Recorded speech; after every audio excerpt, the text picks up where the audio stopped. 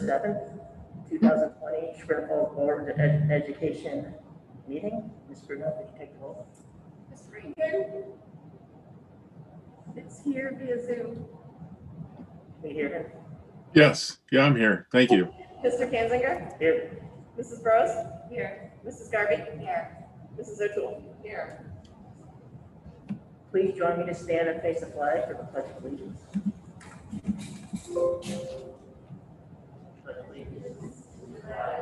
Pledge allegiance to the flag of the United States of America and to the republic for which it stands, one nation, under God, indivisible, with liberty and justice for all. For the approval of the minutes, I'm going to do them one at a time. Have a motion for the approval of the minutes for the September 2nd, 2020 meeting. So moved. Second. Okay. Ms. Bruno, could you take the roll? Mr. Rankin? He gave the thumbs up. Okay. Mr. Kanzinger? Yes. Mrs. Burrows? Yes. Mrs. Garvey? Yes. Mrs. O'Toole? Yes. Can I have a motion for the approval of the board of the minutes for the September 16th, 2020? So moved. Second. Ms. Bruno, can you take the roll? Mr. Rankin?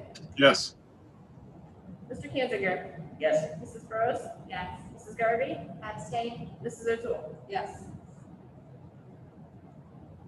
All right. At this time, we will share board committee updates. Please provide a summary of the last meeting, what's pending, or just say no report. So Mary Kay O'Toole, the audit committee. No report for audit committee or policy committee. Catherine for business. Right, I also have no report for the Business Advisory Committee, Capital Planning Committee, or the Board Finance and Budget Committee. And Phil, any update on the records retention? no report for the committee. Just a quick note on business advisory. I did get a notice from Joppa County's business advisory group. I had not heard from Cuyahoga County, so I reached out to them today, Mrs. Garvey, so we should get an update on dates and things of that nature. Okay, thank you. At this point, I will turn the meeting over to Dr. Hunt for superintendent's report. Thank you. Good evening. This is a night I think we all enjoy in our roles. It's when we have the opportunity to recognize the achievement of some of our great students.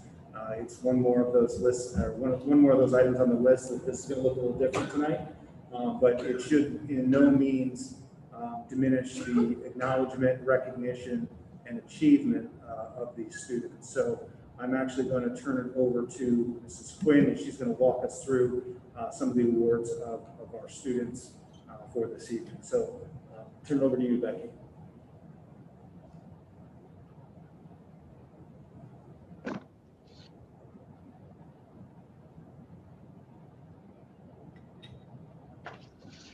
Is everyone able to see the presentation?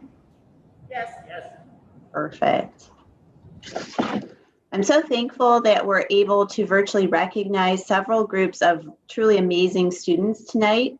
I'm hopeful that all of them and their families are tuning in via the previously provided YouTube link. Today we're recognizing students who have truly pushed themselves in a multitude of ways to maximize their potential, realizing our district's mission. Within the past 2 weeks, all of these students have received certificates of achievement signed by Dr. Hunt and some district swag to recognize these accomplishments. The first group of students we will recognize tonight were top scoring Northwestern University Midwest Talent Search, or NUMATS, program participants in the 2019-20 school year. NUMATS is a program that's offered through the Center for Talent Development at Northwestern University. This program provides gifted students with the opportunity to engage in above grade level testing, taking the PSAT 8-9 in grades 3 through 6, the ACT in grades 6 through 9, and/or the SAT in grades 6 through 9. In the state of Ohio, students are identified as gifted in content areas by scores at or above the 95th percentile on nationally standardized assessments like the Iowa Test of Basic Skills, comparing the performance of our students to all other students at that grade level across the country. Our highly gifted students often top out on tests like this with scores in the 99th percentile. Since these tests do not contain content that extends beyond grade level, it's truly impossible to appreciate the extent of that student's achievement. NewMats provides students with access to above grade level tests, which not only helps our brightest students frame the learning which still needs to take place prior to graduation, but also compares their performance to other gifted students across the country, which could potentially be those students that they will eventually compete against for scholarships, for acceptance into the most prestigious colleges, universities, and programs. The students that you see on this screen in grades 3 through 6 took the PSAT 8-9 and scored the highest of gifted students who participated in our district within the grade level. In addition to this accomplishment, this is of particular note, Jack Shine, who's a current 5th grader at the intermediate school, had an additional recognition by the Center for Talent Development as he scored in the top 5% of students who tested nationally. Congratulations to these students. The ACT is a college entrance exam which high school students take each year. We would like to recognize the students on this slide who had the highest grade level scores on the ACT via NewMats, in many cases rivaling those of average college-bound high school seniors. Congratulations. The SAT is also a college entrance exam which students take across the country each year. We would like to recognize this student who had the highest grade level score on the SAT. Congratulations, everyone. We're proud of all of the students who accepted the challenge of participating in NewMats in 2019-20. We thank our parents for supporting students in this endeavor. The next group of students we would like to recognize tonight have successfully completed bridging programs within the district. In our district, bridging refers to the intentional provision of content to students who have evidenced readiness to move into advanced coursework in math in grades 5 through 8 or in science in grade 8 and need access to compacted curriculum to kind of bridge to the next level. Bridging programs typically begin in spring and culminate by the end of summer. These programs truly require a great deal of work, commitment, and effort from our students. We are so very proud of those students who have maximized their potential via bridging. The 12 students featured on this slide worked in spring through summer 2020 to complete math bridging and move into more rigorous math programming this fall. Thanks to Mr. Todd Toombs for his support of these students throughout the summer. A big congratulations to these students for their hard work, achievement, and perseverance. The 35 students listed on this slide worked in spring through summer 2020 to complete the Bridging to Physical Science program. This illustrated their readiness to complete high school physical science or high school credit as a middle school student in the 2021 school year. A big thanks to Ms. Emily Moore for her work with this truly amazing group of students. They are really to be commended for their hard work, for their perseverance, and their achievement. Well done. We are so very proud of all of the students who pushed themselves to maximize their potential via bridging. Each October, 11th grade students across the country opt to take the PSAT and MSQT to compete in the National Merit Scholarship Program. Top scoring students are identified the following September. The 2 students featured on this slide were identified as National Merit Commended Scholars as a result of their outstanding performance. The students featured on this slide were identified as National Merit Semifinalists as a result of their October 2019 PSAT and MSQT scores. They will continue in the process to compete for National Merit Scholarships, with their application to National Merit actually due today. We look forward to the announcement of National Merit Finalists in 2021 and are incredibly proud of their achievement. While we commend all of our students that have been recognized this evening, we also wanted to thank the families for supporting them in these endeavors to maximize their potential.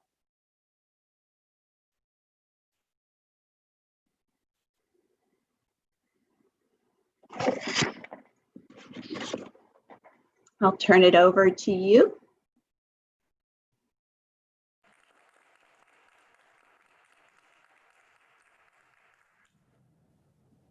Thank you, Mrs. Quinn, for doing that. And I just would echo a few things that you had already said. It takes, obviously a level of intellectual capacity to achieve at that level, but it takes a lot of grit and hard work and time and energy as well from these students. And we appreciate all that they do on a regular basis academically. As you review those names also, they do a lot of things outside of the school day as well. Also, I'd like to recognize the parents and families as well. You never get to those tiers without a little support from home, and these young people certainly have that as well. So we certainly appreciate the support of the families. So, I don't know if the board has any comments. Yeah, I mean, just the fact that these are also opportunities that didn't exist in the district years ago, and so I know that the tremendous amount of work is fine on Mrs. Quinn's part, but also all the staff that's supporting students in these efforts. And so it's a great night to see our students being so successful and challenging them, seeing and challenging themselves to achieve at their highest ability and really be curious learners that are engaged and are moving forward.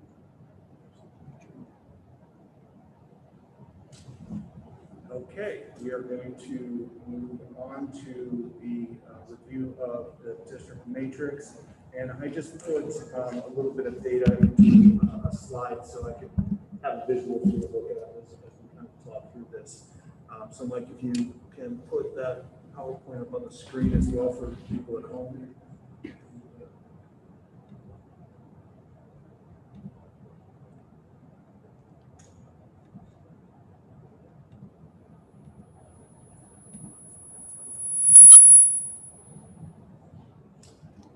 So here's a look at our current district dashboard.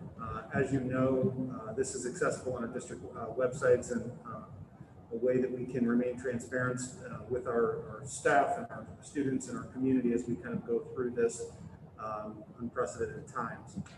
What some people don't realize is you can actually click on this graphic and it will take you to another level of data. So we've tried to highlight that on the website.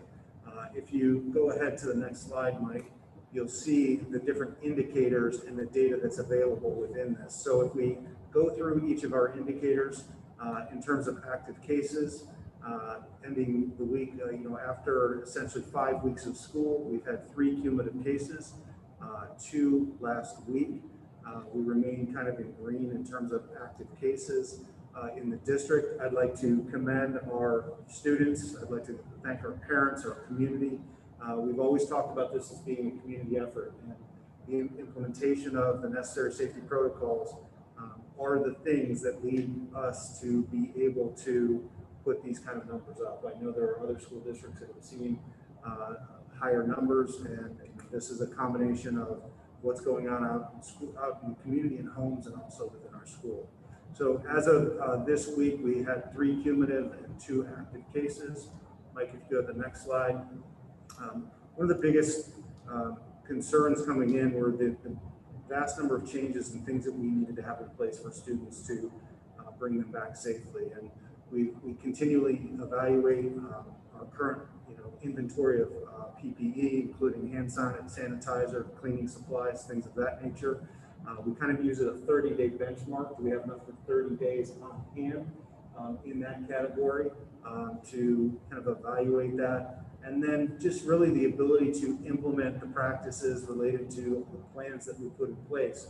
I think that we worked tremendously hard with our staff to put a good plan in place, but implementation was the most important thing. And I think we've demonstrated a great deal of success with a very difficult situation. So in terms of the area of health and safety. I think we've done a very good job and we continue to do so. Going to the next slide, Mike. Student attendance. I think what I'll point out in here is this captures students both in coming to school and in the virtual environment. So if you are in Virtual Academy and you are in class, you are considered attending school. So those students are in here. What we realized last week when we had an active case in the high school that led to a number of quarantines is those students on quarantine would attend virtually and not be counted as absent. So we felt it necessary that we start reporting our quarantine numbers and evaluating those on a regular basis as well. So if you see in this column the one number, we didn't retroactively go back, but we did capture where we're at currently within the school district. So this leads me to a conversation that we're going to have later about contact tracing in space. But as I think it's really important as we evaluate student attendance, we also have to evaluate how many students are we pushing into this environment virtually. How does that impact what our teachers are able to do with students and teaching and learning in the district?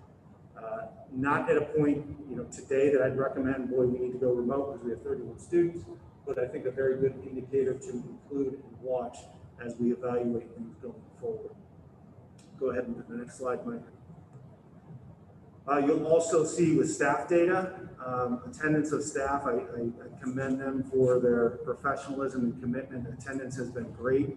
I will say better than any year prior at this point, 5 weeks in. So I think that says a lot about the commitment of our staff.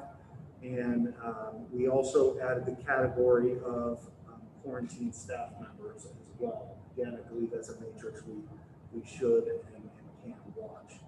A 5-week glance, next slide, Mike, is the last component is the state advisory system. As you know, before we came back, when we made the decision to go hybrid, I believe Cuyahoga County was in red and Geauga was in yellow/orange. When we started tracking this on the dashboard on September 4th, over the last month, Cuyahoga County has consistently stayed orange. Geauga had a bit of a spike in numbers and then has come back down. So we consider that based on the advisory model that we're stable. And again, I think there's a lot to celebrate in this data from the practices and the things that are going on in our schools and with our students in our community, and commend them for continuing to take this very seriously so we can all get to where we want to be, which is eventually having our students back in the building. So to that end, I do want to talk a little bit about a communication I sent out last week. I tried to make it very clear to our parents and our community that based on the data over 5 weeks, I think it's appropriate that we plan for a full day return. Now, I think I want to be very clear, planning and saying this is the date where we're coming back are two very different things. There's an expectation I have of our staff and our administrative team, an expectation they have of themselves, and I think an expectation of the community that if we were to flip that switch, it would be done effectively and efficiently and well organized. And for us to do that, it takes a great deal of time. So, I estimate 3 to 4 weeks to get the data and be prepared to implement a full day return. So the letter was sent asking parents to evaluate their current position. We made an assumption that if students were in hybrid, if we were to go all in, those students would stay. We also gave people the opportunity to change from virtual to all in.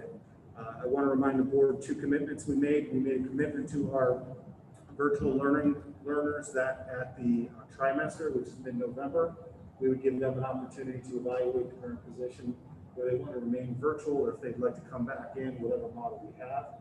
We also said that we would do the same for our secondary students on the 7-12. The reality of the situation with our virtual learning model is it's very different at the 7-12 than it is certainly K-3 and 4-6. There's a great deal more of flexibility available to transition students in the 7-12 just based on the structure we have in place. Staffing really becomes an issue when we start moving students from virtual to in the building or vice versa. at the elementary. So we did put out that we would ask for a commitment at this point for the remainder of the year. I know I received a few communications that that's very difficult and for our parents to do, and I understand that. I've worked with our elementary principals specifically, talking to them about that level of commitment. We believe it's appropriate to limit the number of times that a student may have to transition from a teacher to a teacher, especially at the elementary level. But I do want to, I guess, prop the door open to say, we will look at this again in the trimester. We'll try to figure out where families are at and see if there is a path for us to be able to allow people to change. If there's a path that wouldn't cause dramatic teacher shift and change for both our virtual and our in-class students, we're certainly going to pursue that option. But we know today that we need to understand the data so we can begin the work. I would love to have been able to kind of do this quietly behind the scenes and said, okay, we're ready when it's time. But I can't do that without the parent feedback saying where you want to be, because that drives everything in this model. So I want to give you an update on the data. Originally, I gave everyone about a week and a half. Parents asked for more time. I sat down with administrators to refine the work and what has to be done and how much time they would need. We've extended that window until October 16th, which I believe is next Friday. So this is just a glimpse at the data as it stands today. Know that there's a whole other week, but it gives you kind of an idea or a sentiment of where our parents at. We asked our kindergartners separate than grades 1 through 12. So when you look at these numbers, just be cognizant and can kind of consider these rough estimates at this point. Don't lock yourselves into them. But if you look at the kindergarten, we currently have 123 students in the kindergarten class. That grew substantially. If you remember the number we were talking about last spring, below 100. But we currently had about 93 of those students respond.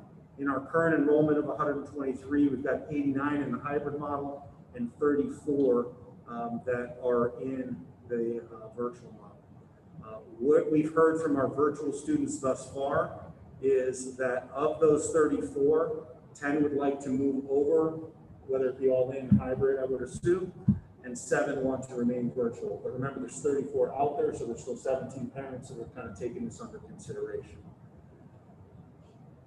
If you go to the next slide, Mike, grades 1 through 12, total virtual students in all of those grades is 283 students in grades 1 through 12 in Chagrin Virtual Academy.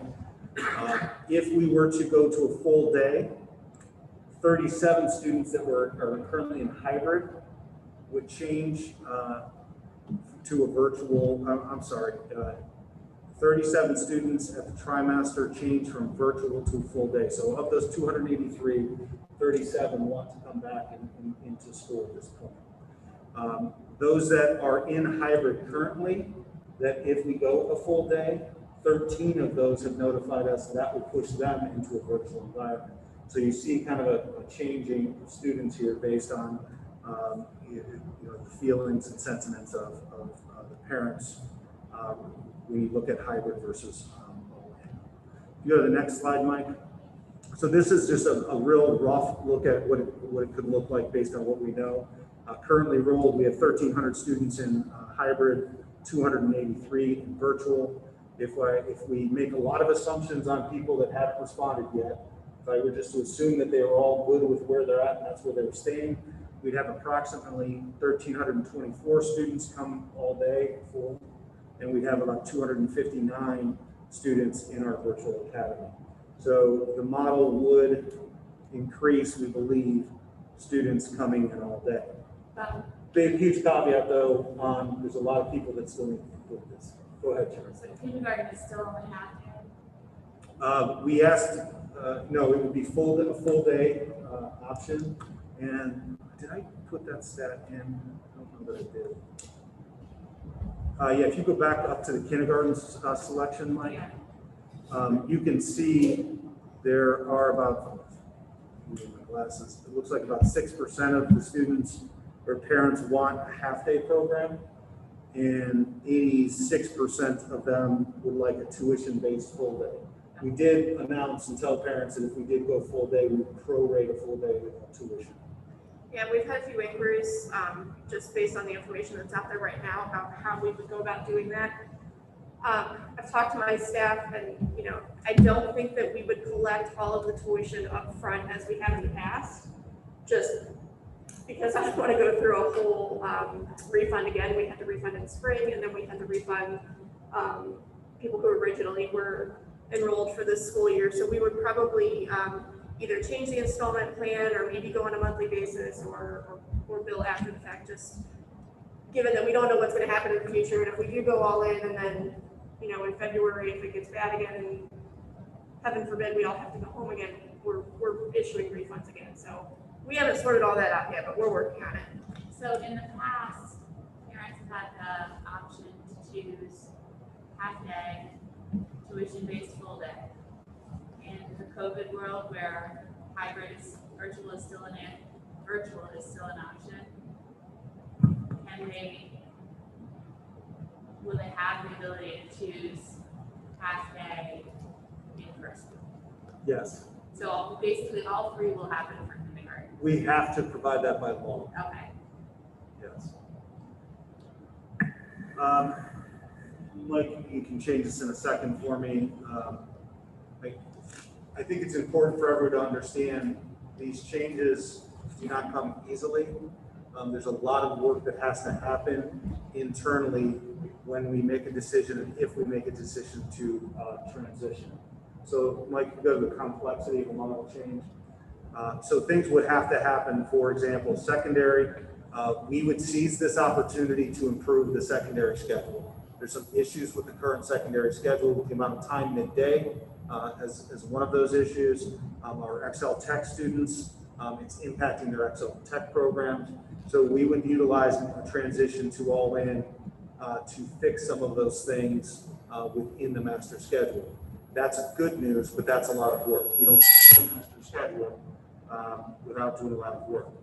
Obviously, balancing in classes are going to be very, very important. We want to keep our numbers as low as we possibly can, get as much distance as we can. We would also prepare alternate classroom settings. So we've done site visits to districts that are all in to see how they're managing. One of the ideas we've seen a couple of different times is they create large pools. And essentially this is a large space like the library or a large space like this, where they spread kids out, 6, 8 feet apart. And in a class of 24, every day 2 or 3 students would actually be remote in the pool. They would be out and away. So that just gives you that opportunity to space students out.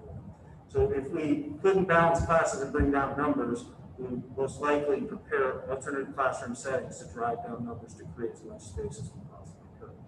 Those are just a few of the things at the secondary regarding the schedule. At the elementary schedule, you're looking at a complete redo of the master schedule.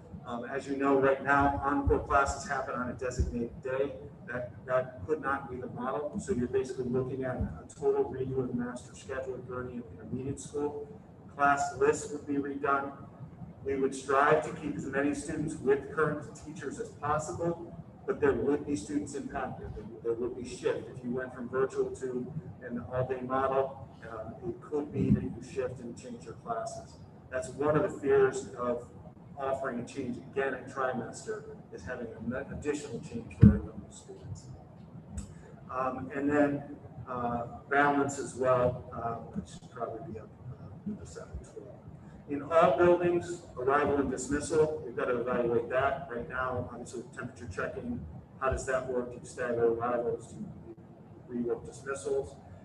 We did have a number of parents that were willing, and I haven't finalized this, but I know we had about 80 or 85 the last time I checked, that committed that they would use our transportation in this model and not drive, because if you've been at Gurney drop off or pickup with even a hybrid model, our parents really showed up when we asked them to drive. We haven't. So I think road transportation would be okay, but that means completely doing our routes. Internal hallway traffic patterns, we have more kids in hallways, we'd start to look at, do we have one-way hallways, and obviously room configurations would change. We are preparing right now for this reality, whether it happens or not. There's furniture that's been on order, there's furniture being put together, it's being put in classrooms. So Those things are happening, but again, I want to just emphasize that's part of preparation. So let's talk a little bit about next steps, and I'm certainly open to input from the board. Obviously, October 6th tonight, I'm just providing you an update of the dashboard, kind of letting you know where we're at. I extended the commitment for parents till October 17th. I'm going to send them another letter probably Friday or Monday, just reiterating the date of commitment. Talk a little bit about the elementary and how we'll continue to evaluate whether we can find another opportunity if people want to move. October 16th through November 16th is preparation and work at the building levels to be prepared to go to a full-day return if we so look at that and make a decision to recommend that. I would imagine at the October 21st board meeting, I'm going to have to make a recommendation to you based on what's going to happen at the end of the first trimester. So that's that November 16th week, I think is the end of the trimester. And I think that recommendation would be carrying us through at least until the semester at that point.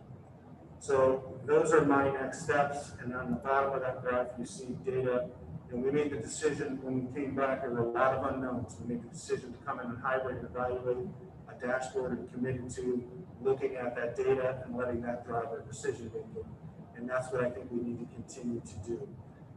Probably the biggest wild card that I should have thought earlier, and I talked about it at the last board meeting, it became reality, unfortunately, this week.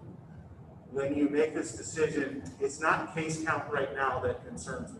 Honestly, I'm very happy that we have cases, but I'm actually surprised at our case count. I'm surprised at other districts' case count that are all in, because it's all very low. I've looked at that as well.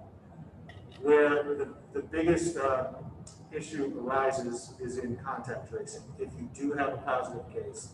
So right now, we have 6 feet distance. So when we call, Jen or Chris call, say, okay, we have a COVID positive case, we call the student, we begin walking through their day. In most every class, unless something happened, it's nothing happened in school because they have that amount of distance. When we go to 3 feet to 6 feet, somewhere in between, every student that comes in contact with that person, and it's not cumulative. I've asked this question a lot of times, but it's it's not consecutive, it's cumulative. So 10 cumulative minutes with that person would equate for that person to be quarantined. So you can see, based on our incident last week, I think we have 31 quarantined right now, about 20 some came from one case in a 6-foot environment. So that exponentially would increase that number of quarantined students. The other piece of this, and both of our health departments, Jug and Cuyahoga, have been wonderfully supportive, and I commend them because I know they're feeling the pressure of everything too. However, they interpret things differently.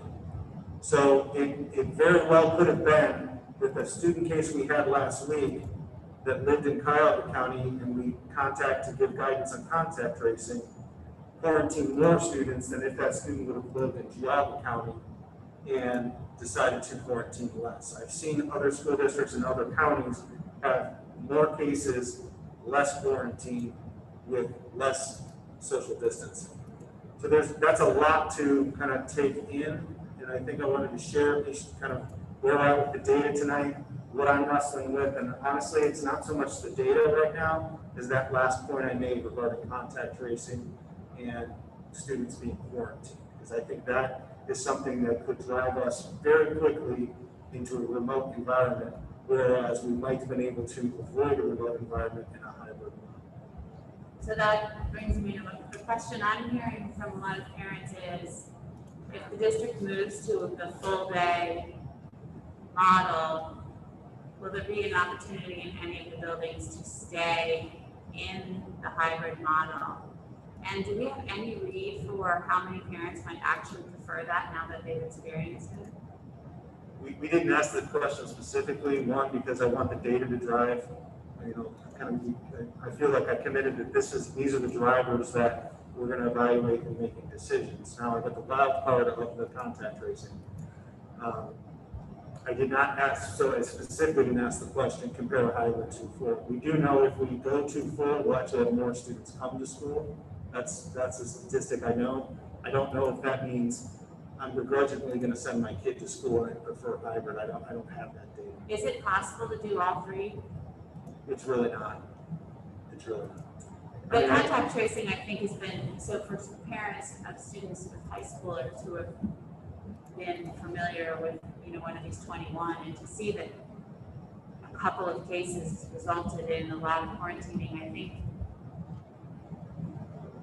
from a parent perspective, it's even raised my awareness that if going to school full day increases the likelihood that we can spend more of the winter in quarantine because of exposure, then I can see why people might want to reconsider and are more supportive of hybrid than they might have been in August. So that's just something to put on your radar. I don't know what it would look like to try and do all three, or if it's literally not possible. Yeah, I think that would be, I think we're stretching our teachers in terms of what we're asking them to do already. To have all three of those options going on, I just don't see the end of it. Which brings me to my next question. In the event that we move to full day at the end of the trimester, the high school's on a different calendar. Do we need to consider adding a personal development day for staff? I mean, we're talking about changing the people that are in their class. We're talking about. Yeah, I don't think at the high school you would change kids in their class. Okay. Don't hold me to that completely, but I can't think of a scenario in which you would change a teacher. That's an elementary consequence, I guess, for them. When you have And we've already been, just to be clear, I told this to our principals yesterday when we were talking, I know we're talking about a full day, but there is as much of a possibility that we're staying hybrid, but we did open the door and tell people for the virtual environment, if you want to come over, you could do that in trimester. So there will be some shift and change that happens, and I feel like we have to, that's what we can do. So, I think, one of the other pieces is, and just to make a point again about the data, we've been in 5 weeks. I think this gives us another 6 weeks of data. So as this conversation and planning is happening, we're going to continue to watch this and see how it goes. And that certainly will be a large driver of the decision. Bob, what are you seeing at other school districts around us? Sorry, Phil, I felt like you were a big brother coming in. In terms of other schools, I have watched other local schools that are in. Most have experienced low case count. Most of their quarantine numbers, if you correlate the number of cases per quarantine, are much lower than what we experienced with our situation last week. The exception, and I guess I can name it, it's a very public event. Independence had an issue with, I believe, a football player, which put the whole team in quarantine, and they put a whole grade level remote for 2 weeks of quarantine. That's about the most significant impact I've heard of a district that's been all in. Also talking to other school districts, Solon's coming back all in. I think they started already. I think it was October 5th. They brought everybody back, so that we'll see other schools in that environment over the next 5 weeks as well, and continue to monitor that information. Gotcha. Yeah, if I can. So first, I'll try to keep my comments right here. So first, obviously, what all the students that Becky highlighted earlier, I mean, that was just amazing, all the accomplishments of those students. So I join you in applauding at the work that they have done. And I'll say, yeah, as a parent of a student, that's quarantined, not positive, but quarantined as a result of this, I applaud, how quickly you guys moved on that. And hey, if we're hitting this tack or nail with the sledgehammer, I think that's an appropriate reaction to it to hopefully, wipe it out pretty quickly. And, just from personal experience, it's, it's gone, of course, there were hurt feelings in the beginning, as you would imagine, but it's gone pretty well, and the staff and the school has reacted very quickly and very appropriately. So we appreciate it. Okay, any other comments or questions? If not, certainly as we move forward in the next couple of weeks, feel free to give me a call. As I said, we'll put something out to parents either Friday or Monday about next steps as well. If there's no other questions, I think that will conclude my report. You know what, I wanted to say one thing. Solon, you said going back online, I think that's just elementary. I believe they're 7 through 12 are doing full day, alternating days. So I'll gather that information. Yeah. I've got a spreadsheet that every Right. superintendent updates weekly, Right. so I'll pull all that. for you. But I too was thinking, okay, the numbers are all looking good, but all of a sudden when we had that, 21 students quarantined from one event to that is really, I think, a shift in my mind of maybe we gotta really gotta look at the data and decide. I mean, you don't wanna come back and then have to go all remote again. So good luck. Thanks. Yeah. Appreciate it. Okay, Greg. You good? All right, so at every regular meeting of the school board, we invite public comment. Have you or Ashley or you or Bob received any? I believe we have two, I believe we have one in attendance. Okay. And then I have one that was emailed, which I believe you were talking on. All right, and I have one too. So you want to read yours, and then I know Janet Coriel's here to speak publicly.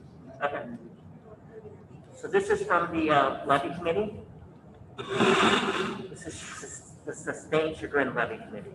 As the leaders of the Sustained Chagrin Levy campaign, we want to remind voters that early voting has begun. We have already requested an absentee ballot.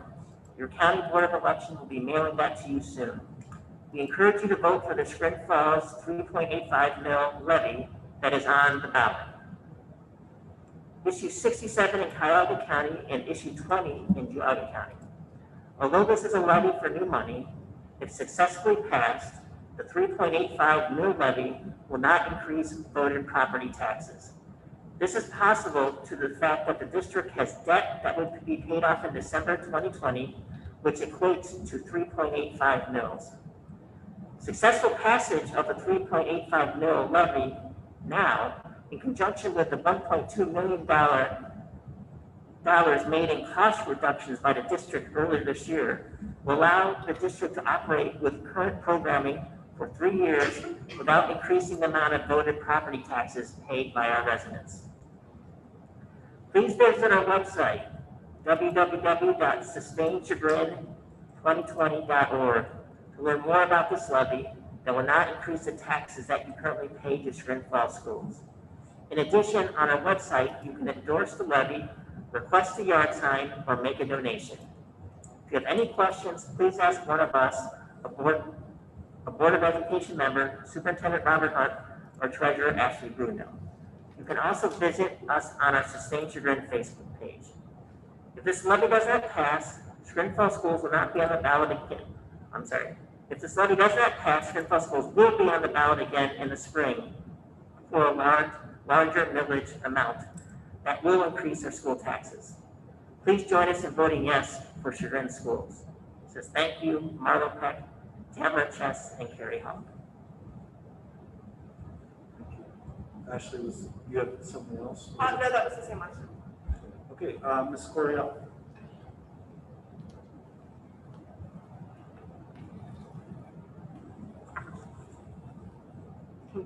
Can you hear me okay? Thank you for allowing me to speak tonight. My name is Janet Crowell, and I'm an intervention specialist at the high school. I'm also a community member, having moved here with my family in 2002. And the main reason we moved here was because of the school system. I'm proud to say that both of my children attended school here and graduated from Chagrin Falls High School, and I'm also fortunate to work in this district, especially during the pandemic. No other district that I know of has had the level of support and preparedness that we have had here. From day one, every employee at Chagrin has gone above and beyond to make the situation the best it can be. During this uncertain time, when it feels like things are so out of control, I look for ways I can do something, anything, to take some action and to feel like I'm doing something. I think this is why I feel compelled to speak tonight, just to know that my voice is heard as we move forward with the decision about when to fully reopen our schools. Other teachers may feel the same as I do or may disagree, but tonight, I'm speaking only for myself. Teaching students within the hybrid model has been extremely challenging, especially the technology part. The planning takes much longer, and I'm exhausted by the end of the day. But I'm willing to put in this extra effort, knowing that the outcome is keeping everybody safe. I feel that we are doing all that we can, but I'm still very nervous to walk into the building each day. The decisions you all face with regard to fully reopening the schools are daunting, and I don't envy you. I know that we will need to transition back to having all students in school at some point. I appreciate the thoughtfulness and fairness that have gone into all of your decision making so far, and I appreciate the transparency that Dr. Hunt has provided to us and to the district. I was quite reassured after hearing his last update to the staff. I know that the students are our first priority as we move toward reopening, and that you all have researched every contingency, talked to many experts, and considered every option.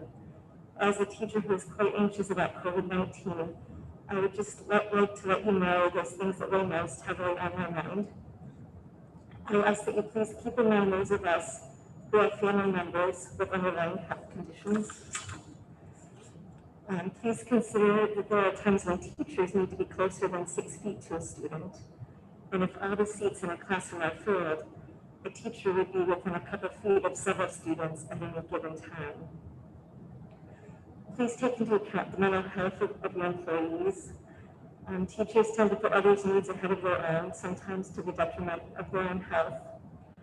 I am more anxious than some, and the heightened anxiety level with COVID makes everything else I do seem harder.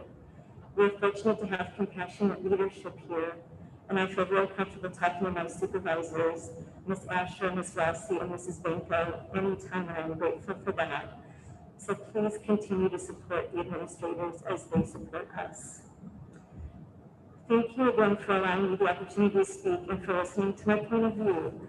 I trust that any decisions you make regarding the full opening of our schools will be done with care and concern, and that you will make the best decision when the time comes. Although I do hope for a slow return to the all-in model of instruction, please know that when that time comes, I will give 100%.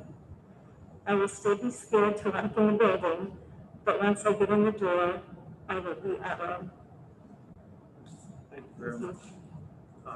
Janet, I'm going to ask that you either leave a copy or send that over to Mrs. Brudno so she has it for the record as well. And I appreciate a lot of what you said, and we work very hard to be compassionate and understand all the sides to this, and I think we'll continue to be that and do that. We'll update the staff again on Friday of this week and have conversations with them. I know conversations are happening at the building levels as well. These are really difficult decisions that weigh on us quite a bit, and I will just speak.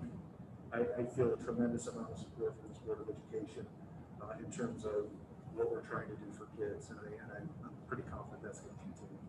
And thank you, and I thank all of you for all you've done to support us. Thank you for being here tonight. Thank you.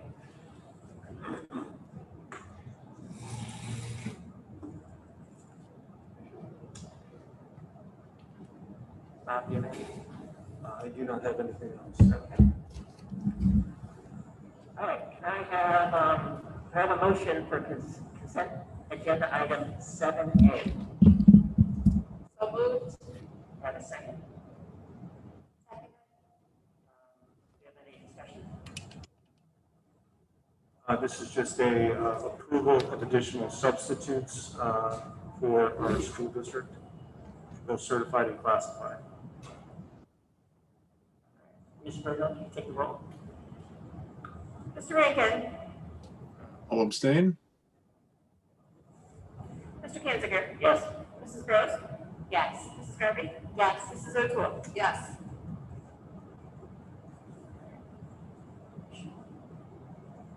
Can I have a motion for consent agenda items 7B through 7H? So moved. Seconded. Any discussion? Or discussion?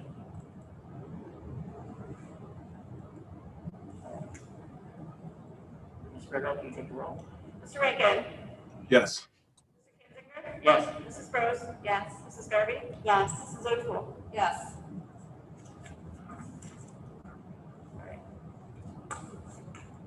I have a motion for superintendent's recommendations 8A through 8E. So moved. Second. Any discussion? Just a few things. Item A, I'd like to recognize and thank Elaine Kineski. Elaine has served as a tutor in our RTI Center at the 712 over the last, I believe, 8 years. And she is moving towards retirement, and we wish her the best and thank her for contributions to our school district. That is a position that we'll look at and likely replace come the new year. Item B is the resignation of Monique Ryder. Again, I appreciate her service to the school district in our SME and our preschool. Item C is a replacement for Monique. So welcome Nicole Starkey to Chagrin Falls Schools. Item D is a correction based on additional coursework obtained by Libby Harold and authorizing the payment of that. And item E is a recommendation to approve Rachel Jones as a credentialed Ohio principal evaluator. We do have to be credentialed to evaluate both teachers and principals in the state of Ohio, and the board does have to recognize and approve that when that expires every 3 years. Ms. Brittle, can you please take the roll? Mr. Rankin? Yes. Kanziger? Yes. Mrs. Gross? Yes. Mrs. Garvey? Yes. Mrs. O'Toole? Yes.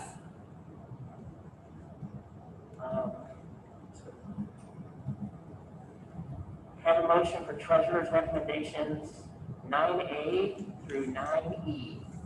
So moved. Second. Any discussion? Yes, item A is the designation of the OSBA annual business meeting delegates.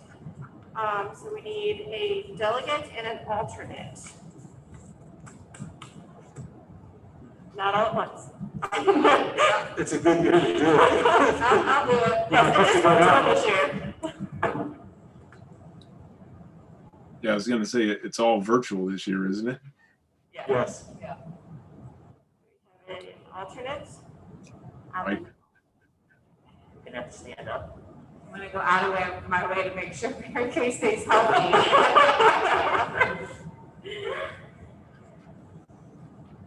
Okay, I will get the forms filled out and get them to you for signature. We do have to get that turned into OSBA this week, so I should have printed that. I did not. If you want to follow me to my office after the meeting, I can do it right now, actually. Item B is the medical mutual renewal. This is a copy right here. It's attached to the agenda. This is moving to the self-insurance as we've been discussing all year. The contribution rates, there's an increase of 8.5%, which sounds high. I think I've got a couple eyebrows when I say that, but we did actually estimate a little bit higher than that, just knowing that we were going for our first year. Hopefully at the end of the year, we will have a reserve built up in there. So a family plan, the total cost is going from $24,702.36 to $26,802.06. That's the total cost, including the board portion and the employee portion. And a single plan is going from $9,881.04 to $10,720.93. Again, just as a reminder for anybody watching at home, the money now will go into a self-insurance fund rather than going straight to medical mutual. So we will in essence, be our own insurance company. We will pay the money into our self-insurance fund, and then we will pay, Medical Mutual will actually manage the claims for us. We will pay Medical Mutual for those claims, and then they'll pay the doctors in hospitals and such on a weekly basis. We'll pay those claims out. So if our contribution is higher than our claims, that money is staying in our own pot now, and it's not going into Medical Mutual's pocket. So this is part of our plan to reduce costs. In the first year, it's not going to be huge savings, but as we move forward, hopefully this will be very large savings for us going forward into future years.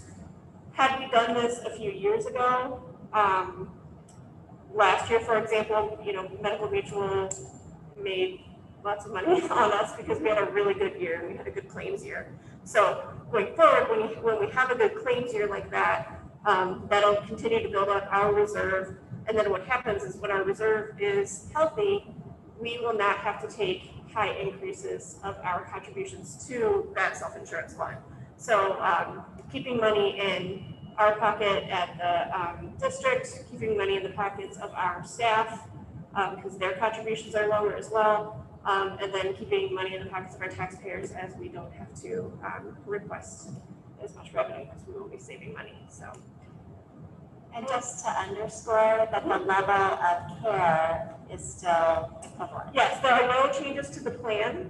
From an employee perspective, they'll get a new card, and that's really the only difference. We'll really work to educate staff and get them to, be really good consumers, because now when you say you're at the clinic for an appointment and they say you need an x-ray, and you think, it's really convenient just to walk down the hall. I know it costs 3 times as much as if I drive across the street, but that's MedMutual's problem. There's kind of that mentality, and we're all guilty of it to some extent. But really getting people to understand that now it's worth driving across the street to save money, because that money, you're saving the district money, and then in turn saving your own contribution. Because in the following year, your revenue will not be as high and you won't have to contribute as much. So, really, it's going to be an education process. But I think it's going to save us significant dollars. Any questions on that? Okay. Item C is then announced. We have 3 of them, one for Illuminating Company, one for Walter Haverfield, and one for the ESC. These are items that, for example, the Walter Haverfield one, we're trying to keep our services for COVID versus our general legal services separate. So we did have a PO to them, I wanted it on a different one because I want to keep it all separate. And then the ESC, these are personnel costs for Excel Tech employees, I believe, and the PO just didn't get done. There was a transition in staff at the Performing Arts Center, so that didn't get done in time. Item D is equipment disposal. The athletic department would like to get rid of a basketball shooting machine that is no longer working. Item E is donations. We have 2, one from Bill Klein, $500 for the class of 2022. And the city of Bentleyville purchased, or is purchasing this week, I think, ice cream from the Honey Hut for the middle school. Recommending your approval of these items. Would you please take the roll? Mr. Reagan. Yes. Mr. Kinzinger. Yes. Mrs. Rose. Yes. Mrs. Garvey. Yes. Mrs. O'Toole. Yes. Does anyone have any other business they'd like to introduce?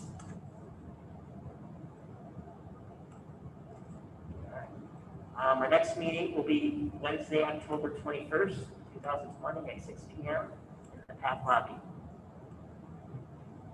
I do a motion for adjournment. We do need a motion. Have a motion for adjournment? So moved. Second. Mr. Reagan. Yes. Mr. Kinzinger. Yes. Mrs. Rose. Yes. Mrs. Garvey. Yes. Mrs. O'Toole. Yes.